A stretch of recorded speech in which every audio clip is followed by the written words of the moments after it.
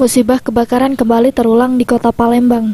Kali ini terjadi di lorong kebun jeruk, Kelurahan Tuan Kentang, Kecamatan Seberang Ulu 1, Palembang. Selasa malam, api menghanguskan satu rumah dan bedeng 2 pintu.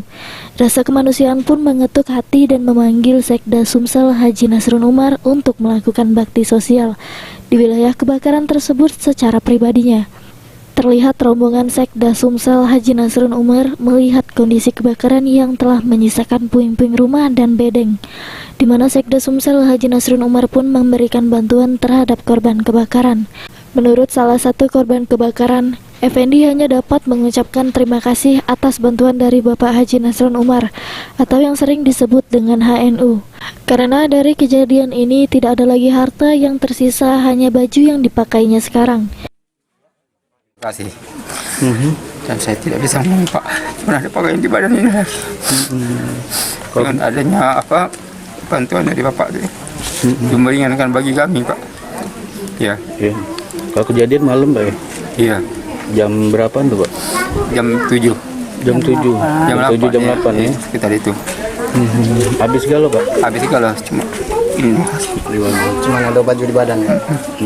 Sebelumnya. Sedangkan menurut Sekda Sumsel Haji Nasrun Umar mengungkapkan, dari kejadian ini terketuk hati untuk berbagi dengan sesama manusia dan berharap para korban kebakaran dapat bangkit dari musibah ini untuk menatap kehidupan ke depan yang lebih baik lagi.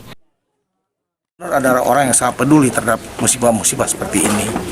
Dan menurut saya, kalau beliau tahu, beliau pasti akan turun tangan.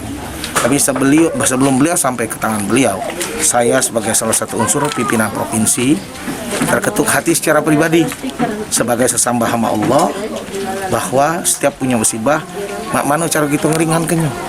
Maka oleh sebab itu saya jadwalkan betul hari ini pada kesempatan pertama. Sebetulnya pagi tadi, cuma karena ada lagi musibah meninggal saya harus datangi, saya tunda, siang ini saya kesini.